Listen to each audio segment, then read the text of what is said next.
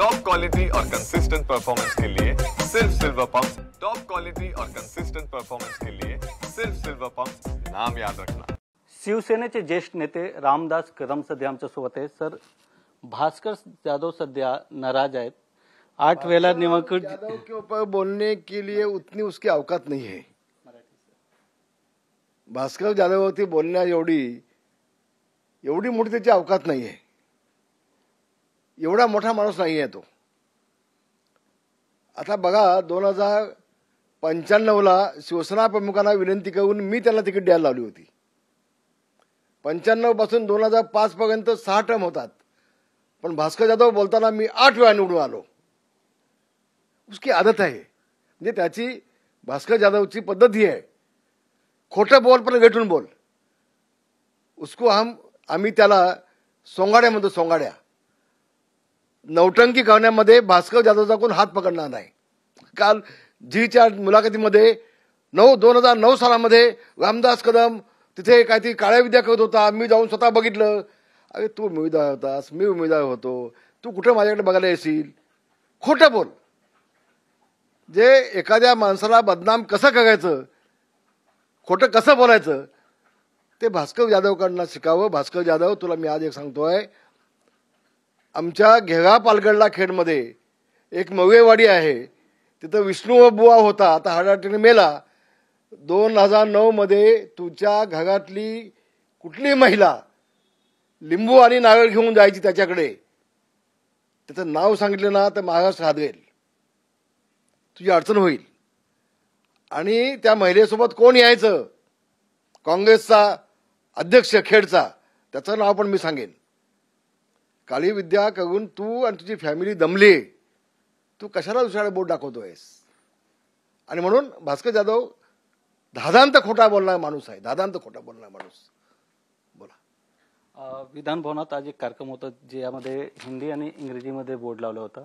त्याच्यावर मनसे नेते संदीप देशपांडे यांनी, देशपांडेंचं शंडमिंड म्हणणं ठीक नाही आहे, पण त्यांचं म्हणणं योग्य आहे।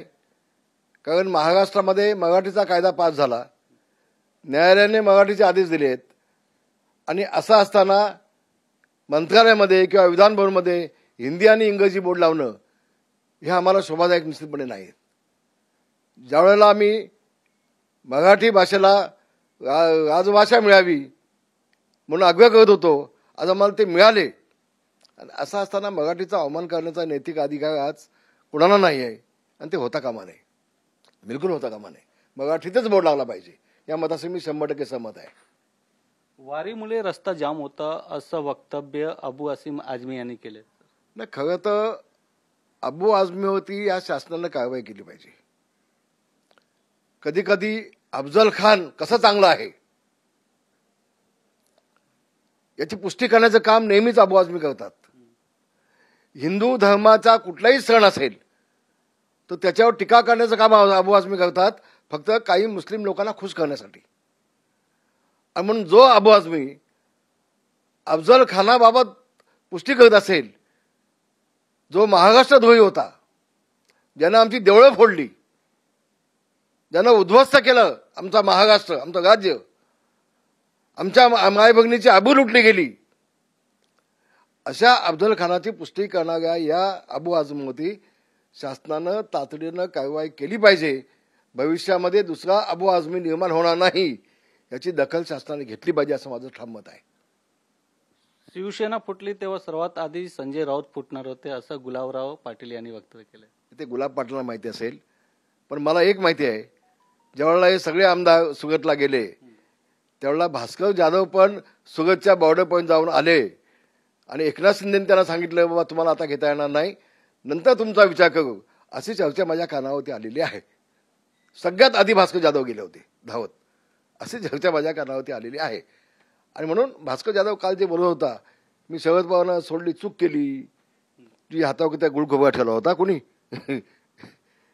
शिवसेनेतना बाळासाहेबांना सोडून शरद पवारकडे गेलास, शरद पवारांना सोडून पुन्हा उद्धव ठाकरेकडे आलास, आता उद्धव ठाकरेकडे म्हणतोस मी चूक केली इथं येऊन। म्हणून हा माणूस राक्षसी महत्वाकांक्षी आहे हा माणूस, म्हणून याला आम्ही सोंगाड्या म्हणतो, कधी नौटंकी म्हणतो याला। याला प्रसिद्धीची प्रचंड हवा आहे. काही बोलतंय, काही बोलतं. इव्हन यांच्या मुलाचं की मुलीचं लग्न होतं महाबळेश्वरला. पवारसाहेब दुपारी 2 वाजता आले होते. तेव्हा पवारसाहेबांच्या पायावरती डोकं ठेवून नवरा बायको दोघे ओक्साबोक्स रडले आणि साहेब आमच्याकडनं चूक झाली, आमच्याकडनं चूक झाली. तिथे बोललेत ते. मला माहिती आहे, मला सगळं माहिती आहे. आणि मग इथं विरोधी पक्षनेता मागतोय, इथं मंत्रीपद मागतोय. असा राक्षसी महत्वाकांक्षेवाला हा भास्कर जाधव आहे. आणि आता माहिती आहे, आता तो निवडून येणार नाही, कारण आता 2400 म्हणजे 1200 मतांनी तो निवडून आलाय. आता जवळजवळ संपलं होतं काम त्याचं. नवीन उमेदवार होता आणि म्हणून त्याला माहिती आहे आता पुढच्या वेळेला मी निवडून येणारच नाही.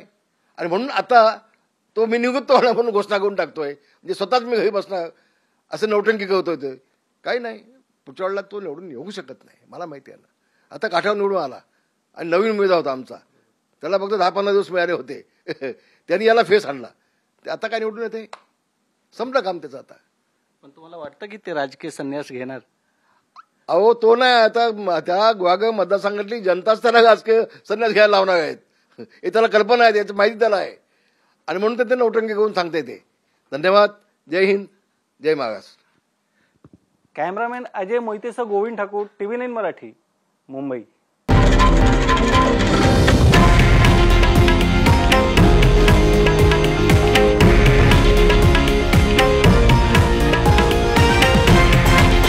हे आहे देशातील नंबर 1 न्यूज नेटवर्क आणि आपण पाहत आहात TV9 मराठी, एकमेव.